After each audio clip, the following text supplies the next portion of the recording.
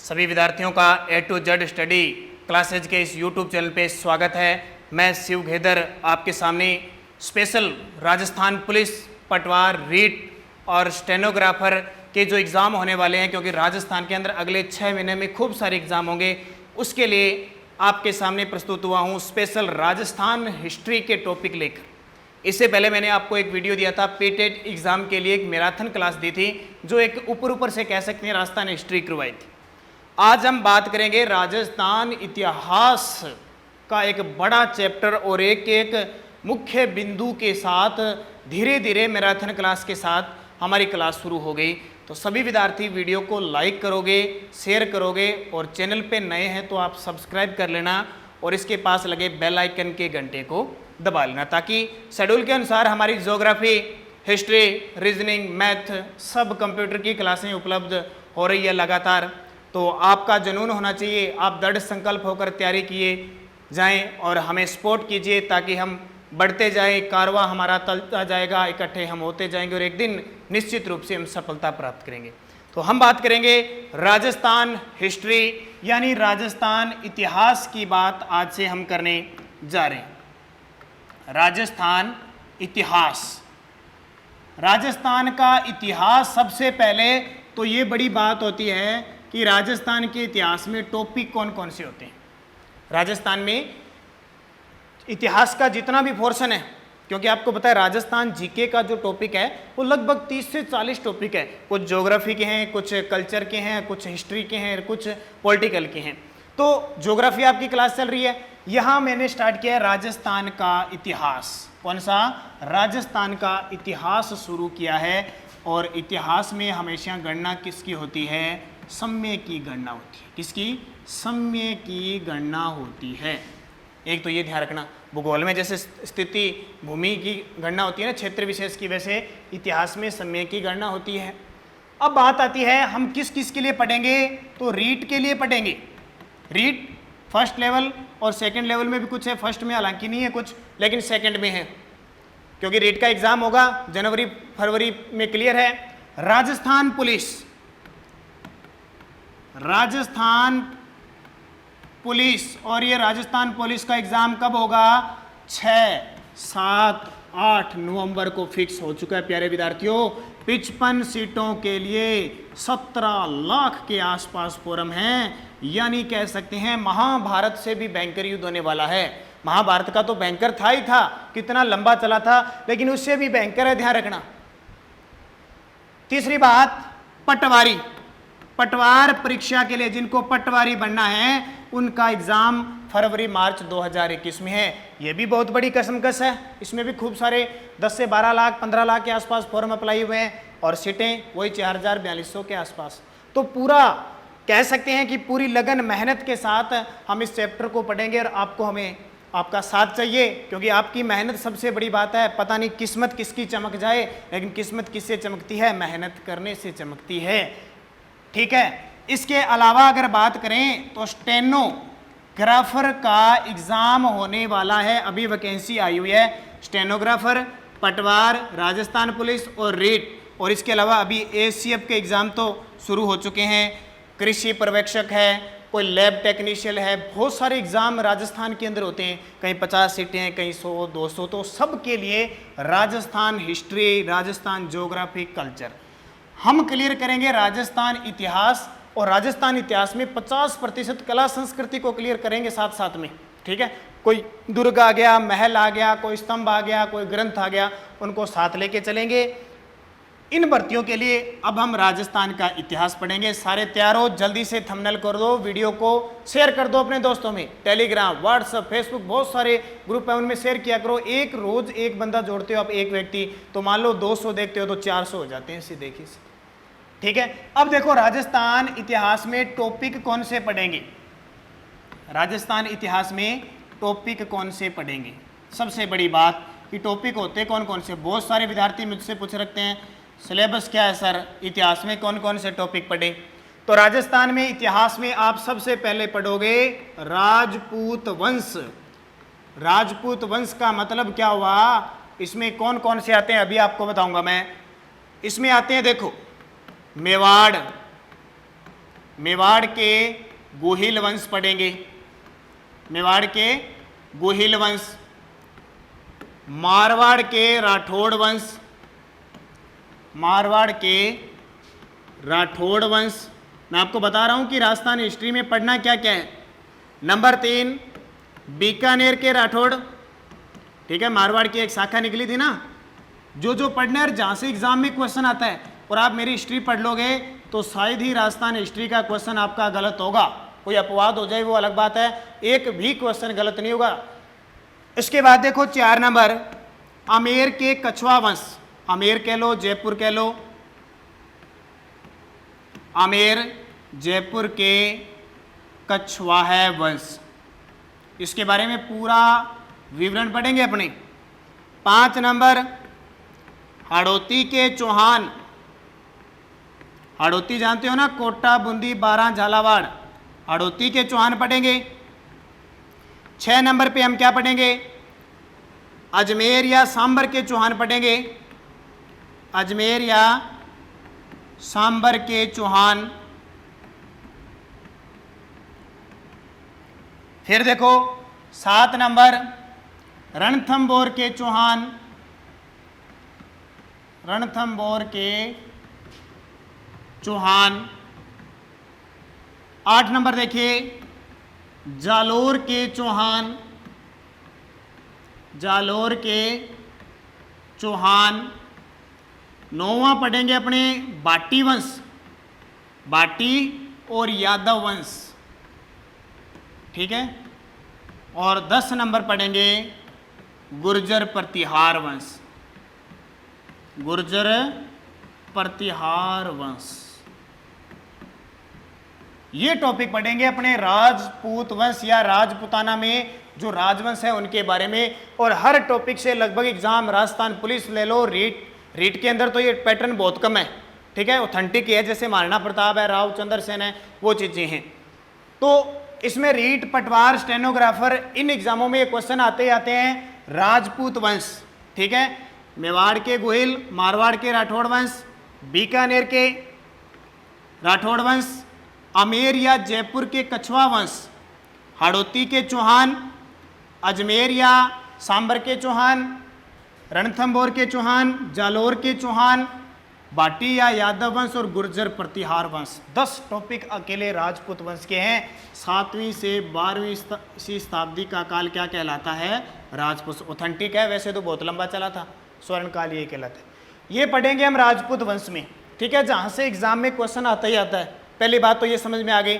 अब हर सप्ताह में हमारी 3 क्लास होगी, एक सप्ताह में मैं 3 क्लासें लूंगा, 40-40, 45-45 मिनट की पूरा कवर कराऊंगा, ठीक है। एक तो ये हो गया। इसके बाद देखो क्या आएगा, इसके बाद देखो पूरा जब वंश हो जाएगा, पूरा वंश होने के बाद हम पढ़ेंगे ब्रिटिश संधियां। क्या पढ़ेंगे, ब्रिटिश संधियां,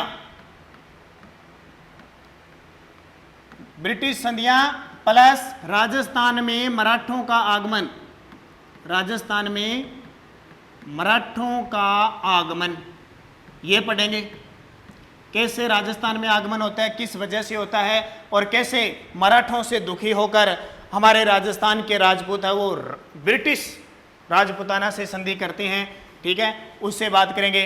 फिर हम अगला टॉपिक पढ़ेंगे, हम ब्रिटिश से यानी अंग्रेजों से परेशान हो जाएंगे, 1857 की क्रांति पढ़ेंगे। क्या पढ़ेंगे, 1857 की क्रांति। फिर हम क्या पढ़ेंगे, क्रांति हो गई, फिर हमारे आंदोलन शुरू हो गए, किसान आंदोलन, किसान आंदोलन।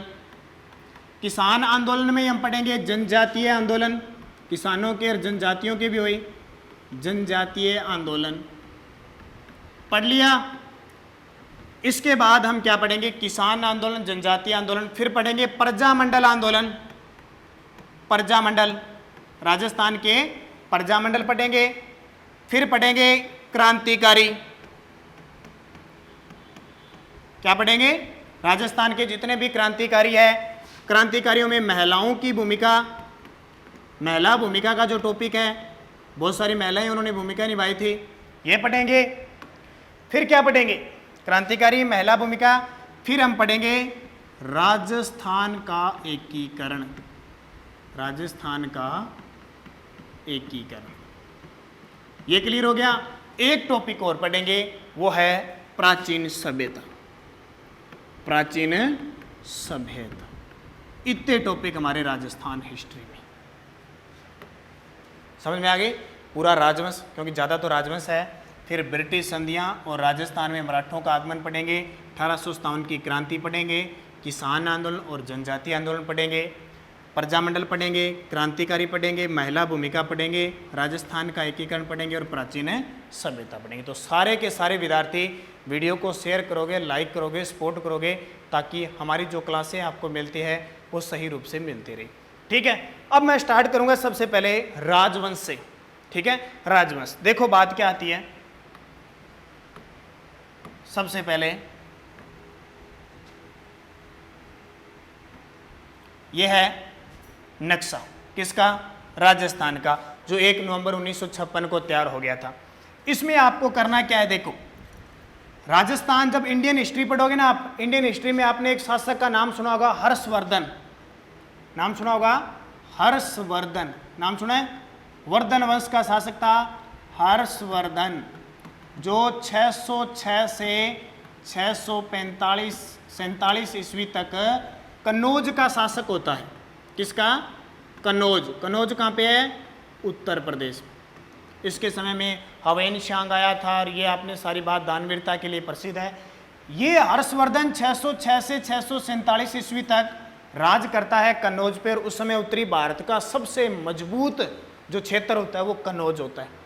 अब राजपुताना के, उधर बंगाल के, इधर दक्षिण भारत के जितने भी राजवंश होते हैं वो इसके अधीन काम करते हैं, इसके अधीन काम करते हैं। लेकिन जैसे ही 647 में इसकी मृत्यु हुई, और हुआ क्या कि कन्नौज पर अब कमजोर शासक आ गए और कन्नौज पर संघर्ष शुरू हो गया। 3 जनों से, अपने राजस्थान के गुर्जर प्रतिहार, महाराष्ट्र के राष्ट्रकूट, और इधर से कौन आए? पाल, बंगाल के पाल। तीनों आपस में लड़ते रहे और 100 साल तक ये युद्ध चला था। सुना होगा आपने, 100 वर्षीय संघर्ष, 100 वर्षीय त्रिपक्षीय संघर्ष, राष्ट्रकूट, गुर्जर प्रतिहार और पाल वंश, इन तीनों का संघर्ष वार लास्ट में हमारे राजपुताना के गुर्जर प्रतिहार वंश जीत जाते हैं। यानी हर्षवर्धन की मृत्यु के बाद हमारे जो क्षेत्र के लोग हैं, चाहे वो पाल है, सब क्या हो जाते हैं? सब स्वतंत्र हो जाते हैं। सब क्या हो जाते हैं? स्वतंत्र हो जाते हैं। हालांकि स्वतंत्र तो पहले भी थे, लेकिन अब सही रूप से स्वतंत्र हो जाते हैं। देखो हर्षवर्धन की मृत्यु के बाद क्या हुआ, तो हर्षवर्धन की मृत्यु के बाद हुआ क्या हुआ, ये राजस्थान का नक्शा है। मैं बता देता हूं, अभी जो मैंने मेवाड़ राजवंश बताए वो कहां कहां थे। देखो ये है जालोर, ठीक है, यहां पे कौन से चौहान थे? सोनगरा चौहान, सोनगरा चौहान थे। यहां पे कौन से थे? सोनगरा चौहान। ये जो क्षेत्र दिख रहा है, ये इतना क्षेत्र, ये क्षेत्र था राठौड़ों का। एक तो यहां पे राठौड़ वंश थे, और दूसरे कौन से थे? गुर्जर प्रतिहार। कौन से?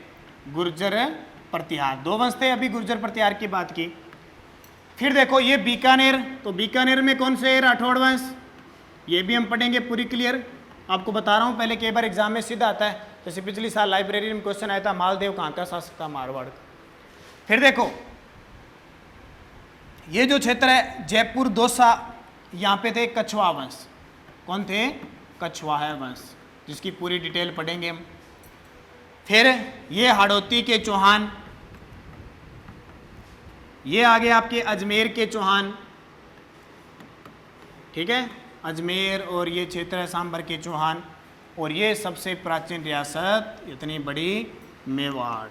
मेवाड़ में कौन सा वंश था? गुहिल वंश। इनके बारे में सब पढ़ेंगे।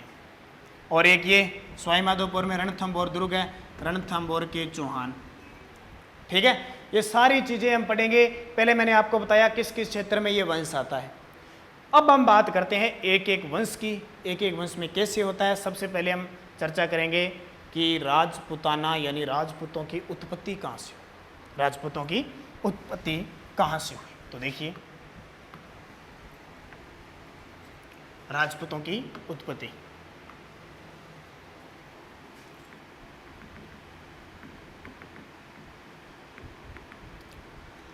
राजपूतों की उत्पत्ति बहुत बार आता है, दिमाग में आएगा, इतिहास है, क्योंकि इतिहास में एक तो ध्यान रखना जनश्रुति की बात बहुत ज़्यादा होती है, काल्पनिक बहुत होती है, और इस इतिहास से हम बहस नहीं कर सकते। आप कोई किताब ले लेना, नई नई आप एक किताब लोगे ना, आपको नई नई चीज़ें मिलेगी। कहीं सन 689 दे दिया तो कहीं 690 मिल जाएगा, कहीं 747 दे दिया तो कहीं 748 मिल जाएगा, कहीं 665 है तो कहीं 670 मिल जाएगा। तो ये अपवादिक चीज़ें हैं, इसके लिए न तो किसी टीचर के साथ आप बहस कर सकते हो, न खुद के साथ, क्योंकि अनुमान लगाया जाता है हिस्ट्री का भी, ये हो सकता है जिस इतिहास की जो हमने किताब पढ़ ली वो हमारे लिए सही है। क्योंकि एग्जाम में कभी भी अपवादिक जो होते हैं ना, अपवाद वाले, वो कभी क्वेश्चन नहीं आते, ध्यान रखना। कोई भी अपवाद होता है उसका कभी क्वेश्चन नहीं आता जो एकदम स्टिक है, क्योंकि आपको पता है आजकल लोग हाई कोर्ट में चले जाते हैं बड़े जल्दी से।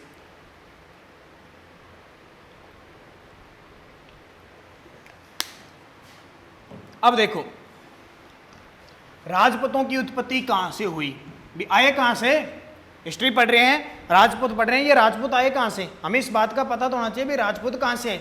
तो राजपूत कहां से आए, सबसे बड़ी बात कि एक व्यक्ति आते हैं colonel James Tod. Colonel James Tod नाम जानते हो, आपने क्या सुन रखा है कर्नल जेम्स टोड के बारे में, जल्दी से कमेंट करके बता दो। कौन से बाबा कहलाते हैं ये, कौन से बाबा कहलाते हैं, तो ध्यान रखना कर्नल जेम्स टोड घोड़े वाले बाबा कहलाते हैं। कौन से बाबा, घोड़े वाले बाबा, घोड़े वाले बाबा कहलाते हैं। अब जी बाबा, हमने तो बाबा पढ़ा है रामदेव जी, एक बार क्वेश्चन आ गया था एग्जाम में कि घोड़े वाले बाबा, तो पहला ऑप्शन था रामदेव जी। अब सारे लोग क्या करते हैं, तांती भी रामदेव जी के होते हैं, और वो छोटा सा होता है ना जिसको मादलिया कहते हैं, उसमें भी रामदेव जी की फोटो और घोड़े पे सवार, कहीं देखते हैं रामदेव जी। अब क्वेश्चन क्या करके आ गए, रामदेव जी उत्तर करके आ गए, क्योंकि घोड़े पे किसको देखा है, रामदेव जी को। लेकिन वास्तविक रूप से इतिहास में कर्नल जेम्स टोड को घोड़े वाला बाबा कहा जाता है। ठीक है, क्यों कहते हैं, क्योंकि कहते हैं कि भारत सरकार के द्वारा इन्हें राजस्थान का मेवाड़ क्षेत्र का पॉलिटिकल एजेंट नियुक्त किया गया था। किसका, मेवाड़ क्षेत्र का। और इन्होंने क्या किया, घोड़े पर घूम घूम के, घोड़े पर सब जगह घूम के इनको राजस्थान की इतिहास संस्कृति बहुत अच्छी लगी, इसलिए उन्होंने हर क्षेत्र में गए, कौन सा युद्ध कहाँ पे हुआ, कैसे क्या होगा, और बहुत सारी पुस्तकें लिख दी जिसमें पूरे राजस्थान का इतिहास है। और सबसे प्रमाणित इतिहास कर्नल जेम्स टोड का माना जाता है, इसलिए इन्हें राजस्थान के इतिहास का पिता कहा जाता है। भाई राजस्थान के इतिहास का जनक कह दो, पिता कह दो, इसको कर्नल जेम्स टोड को। ये पता है इंग्लैंड से आया हुआ था, क्योंकि अंग्रेजों की सरकार थी उस समय। और एक बार तो ऐसा हुआ कि ये हमारी राजस्थान की संस्कृति में ऐसे घुल मिल गया कि अंग्रेज सरकार उस पर शक करने लगी कि कहीं ये भारतीयों के साथ तो नहीं मिल गया। तो बाद में हालांकि इनको हटा दिया जाता है। तो राजस्थान के इतिहास का पिता और घोड़े वाले बाबा किसे कहते हैं, कर्नल जेम्स टोड को कहा जाता है। ये बात बहुत इंपॉर्टेंट है। इनकी एक पुस्तक बहुत प्रसिद्ध है, annals and antiquities, annals and antiquities, annals and antiquities of Rajasthan, of India भी आ जाता है कई बार, ऑफ राजस्थान। ये पुस्तक है इनकी, ये बहुत प्रसिद्ध है। आपको पता है इसका हिंदी अनुवाद गौरीशंकर हीराचंद ओझा ने किया था। सिरोही का इतिहास जिसने लिखा था ना, गौरीशंकर हीराचंद ने इसको हिंदी में लिखा था, annals and antiquities of Rajasthan. बहुत इंपॉर्टेंट है। और राजस्थान जगत की बात करें तो अभी मेवाड़ क्षेत्र में मेवाड़ महाराणा पुरस्कार दिए जाते हैं, मेवाड़ महाराणा पुरस्कार दिए जाते हैं। अब की बार 2020 में 38वें मेवाड़ महाराणा पुरस्कार मिले। और एक व्यक्ति है, मैं बता सकता हूं, उन्होंने इस पुस्तक का दोबारा संस्करण शुरू किया है। नाबार्ड पीबॉडी नाम के व्यक्ति है, उन्होंने इस पुस्तक का दोबारा संस्करण किया, शुरू कर रखा है, इसलिए उन्हें कर्नल, अंतर्राष्ट्रीय कर्नल जेम्स टोड अवार्ड मिला 38वां। क्वेश्चन एग्जाम में बहुत बार है, क्योंकि आपको राजस्थान हिस्ट्री के, राजस्थान जीके के साथ साथ आपको राजस्थान करंट अफेयर्स भी पढ़ना पड़ेगा। और आप मेरे को लगभग जानते हो, मैं राजस्थान करंट अफेयर्स जहाँ पर डाल रहा हूँ। ठीक है, तो ये है annals and antiquities of Rajasthan. इनकी पुस्तक राजस्थान के इतिहास के पिता और घोड़े वाला बाबा ठीक है। और एक खासियत इनकी क्या रखोगे, इनकी एक बड़ी खासियत कि इन्होंने 1829 में क्या नाम दिया, राजपुताने का नाम दिया। राजपुताने को राजस्थान का नाम देने वाले कौन थे, कर्नल जेम्स टोड। याद रखना भी बहुत इंपॉर्टेंट है, क्योंकि सन 1800 में इस राजपुताना को, यानी इस क्षेत्र को राजपुताना नाम किसने दिया, जॉर्ज थॉम्स ने। किसने दिया, जॉर्ज थॉम्स ने दिया। और राजस्थान नाम देने वाले थे कौन, कर्नल जेम्स टोड। तो इंपॉर्टेंट बात है, यहां से आपको याद रखनी है। अब बात आती है, मैं बात कर रहा था इस कर्नल जेम्स टोड की, कि कर्नल जेम्स टोड है, उसने राजपूतों की उत्पत्ति कहां से मानी है, राजपूतों की उत्पत्ति। एक तो ये ध्यान रखना विदेशी था, क्या था ये, विदेशी था। टोड कहां का था, टोड। कब भी इतिहास का नाम आएगा तो इस टोडिये का नाम जरूर आएगा, टोड, कर्नल जेम्स टोड। अब देखिए बात ये आ जाती है कि ये विदेशी था, जाहिर सी बात है विदेशी था। तो विदेशी था तो इसने कहा भाई ये राजपूत हमारे विदेशी हैं, कोई भारत में यहाँ नहीं थे, क्योंकि जिस धर्म का होगा, जिस जाति का होगा, वो उसकी पक्ष करे। अपनी नहीं देखते, किसी के पास बैठ जाते हैं तो वो क्या कहता है, मारे यहाँ है, मारे यहाँ है, मैं यहाँ करा, मैं लारू यहाँ, मारे इतनी गाड़ियाँ होती, मारे यहाँ हूँ। तो कभी बैठ जाओ, लगभग 90% अपनी बढ़ाई करेगा, मारे यहाँ। तो ये इतिहासकार भी क्या करते हैं, जहाँ से होते हैं उसकी बात जरूर करेंगे। कर्नल जेम्स टोड कहता भाई ये राजपूत तो विदेशी आ, ये अठेगा कौन है, कटेगा, ये विदेशी आ। अब विदेशी कहाँ के, इसने कहा कि ये सक्सीथियन थे। सक्सीथियन क्या थे, सक्सीथियन। सक्सीथियन का मतलब एक शक जाति थी, एक शक जाति थी। वो कहाँ से आई थी, इधर भारत में एक प्रबल जाति थी शक, वो भारत में आई, विदेशी जाति थी, ठीक है। शक समझ जानते हो, शकों को हराकर कनिष्क ने शक समझ चलाया था। वो शक यूनानी थे और सीथियन क्षेत्र से आए थे, इसलिए कहते हैं ये आयर इनसे कौन बने, राजपूत प्रजाति बनी। तो कर्नल जेम्स टोड का क्वेश्चन आए कि कर्नल जेम्स टोड ने राजपूतों की उत्पत्ति कहाँ से मानी है, विदेशी मानी है। पहले तो क्वेश्चन आएगा कहाँ से, विदेशी, और विदेशी में भी कौन सी, सक्सीथियन मानी गई है। एक बात, अब एक हमारे भारतीय जी डॉक्टर दशरथ शर्मा, डॉक्टर दशरथ शर्मा। अब डॉक्टर दशरथ शर्मा देखो पीछे क्या लगा, शर्मा। मैंने अभी बताया जाति धर्म नाम से गुणगान करेंगे। इसने कहा भाई कोई विदेशी विदुषी नहीं है, मारला है। तो क्या कहा, क्या मारला है, ब्राह्मण है। तो इसने कहा ब्राह्मण है भाई, तो ये किसा मानो ब्राह्मण है ये। और ब्राह्मणों में जाति बता दी थी, मारली गोत का ये है, अथारली गोत किसी वत्स गोत्रीय ब्राह्मण, वत्स गोत्र गोत्रीय ब्राह्मण, ठीक है। डॉक्टर दशरथ शर्मा ने क्या कहा, भाई जी ब्राह्मण है और मारला ब्राह्मण है, वत्स गोत्रीय, मैं ही वत्स गोत्रीय। इसकी जानकारी कहां से मिलती है, इसकी जानकारी मिलती है पिछली साल पटवार प्री पता नहीं मैन में क्वेश्चन आया था कि डॉक्टर दशरथ शर्मा ने राजपूतों को ब्राह्मण वंशीय माना या चौहानों को माना है। किस शिलालेख में जानकारी मिलती है, बिजोलिया शिलालेख में। इसमें बिजोलिया, याद होगा पीटीटी की क्लास मैंने लगाए थे, उसमें मैंने बताया था ये बिजोलिया महाराज कहाँ के हैं।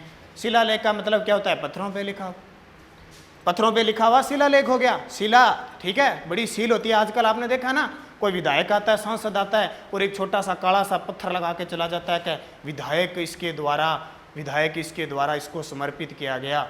आजकल तो डिजिटल हो गया तो सीधा छाप देते हैं, पहले सीधे पत्थर होते थे, आड़ू लटवाए।